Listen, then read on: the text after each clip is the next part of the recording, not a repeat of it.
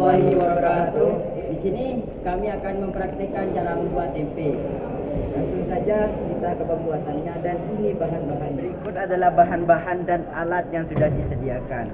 Dan yang pertama yaitu bahannya adalah kedelai. Kedelai ini sudah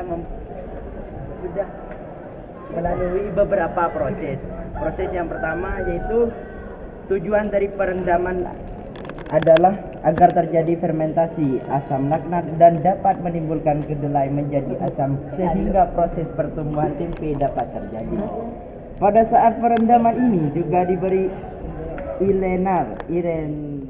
tahapan pertama yaitu perendaman, yaitu dari perendaman adalah agar terjadi fermentasi asam laktat dan dapat menimbulkan kedelai menjadi asam sehingga proses pertumbuhan tempe dapat terjadi. Pada saat perendaman ini juga diberi ileran atau lendir kacang kedelai supaya bau asam dan busa yang ditimbulkan dapat keluar sehingga mempercepat proses keasaman kedelai. Tahapan kedua yaitu penggilingan.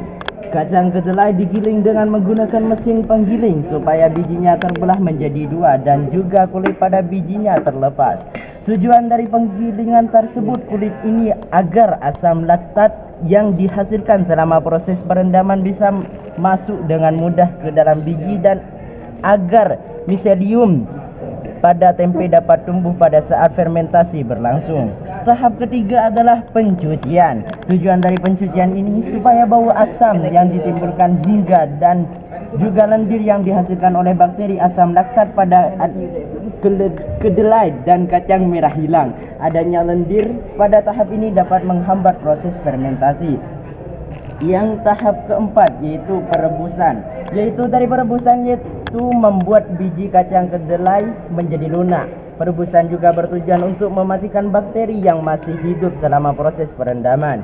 Dan tahap kelima yaitu pendinginan.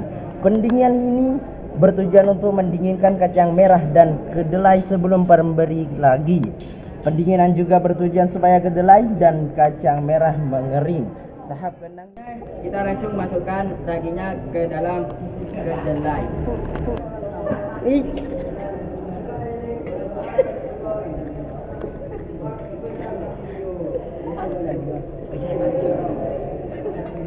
Selanjutnya kita aduk kedelai tersebut yang sudah diberi ragi.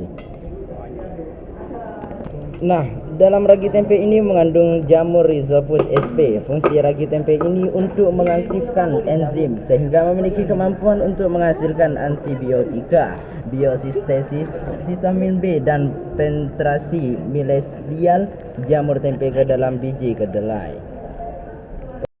Dan selanjutnya kita memasukkan tempe yang sudah dicampur. Tahap selanjutnya kita memasukkan kedelai ke dalam plastik. Tahap kedua adalah yaitu pengemasan. Pengemasan kedelai dalam plastik yang telah ditusuk. Selanjutnya tahap yang ketujuh yaitu pengemasan. Pengemasan kedelai dalam plastik yang telah ditusuk-tusuk dengan pisau supaya kebutuhannya oksigennya maksimum.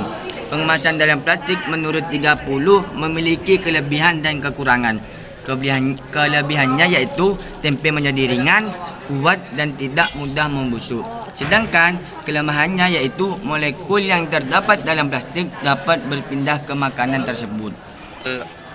Tahap terakhir adalah setelah pengemasan, kacang kedelai dan kacang merah didiamkan selama 2 hari dan diletakkan di suhu tempat yang lembab. Suhunya agar proses fermentasinya berlangsung. Kemudian kami akan melakukan praktikum morfologi jamur pada tempe.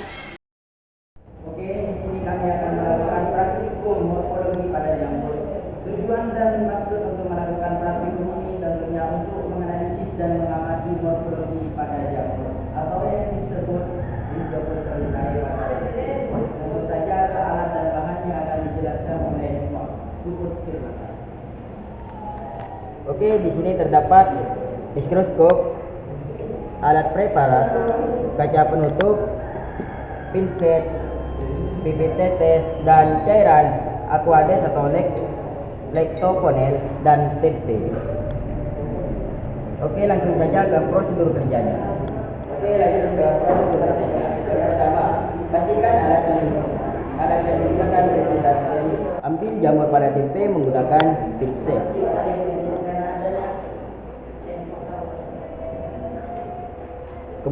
Kemudian letakkan jamur pada kaca preparat.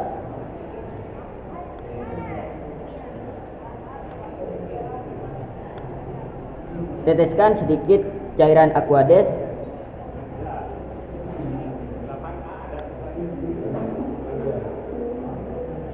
Kemudian tutup dengan kaca penutup.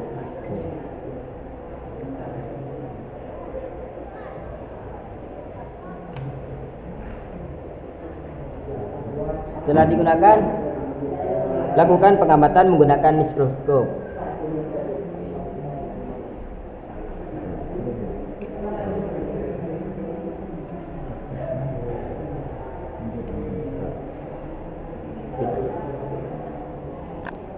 Masukkan sampel ke atas meja preparat, lalu capit dengan ini, lalu hidupkan lampu mikroskop.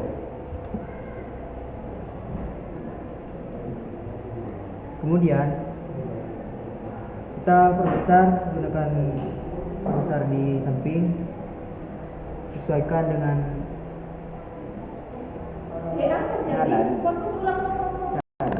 Oke, lanjut kita hidupkan lampu pada mikroskop, lalu kita letakkan kaca preparat pada meja preparat.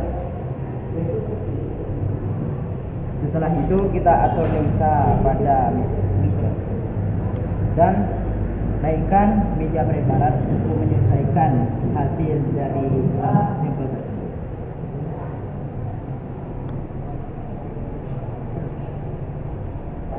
Selanjutnya lakukan identifikasi pada jamur tempe tersebut. Setelah itu dokumentasikan hasil pengamatan menggunakan mikroskop.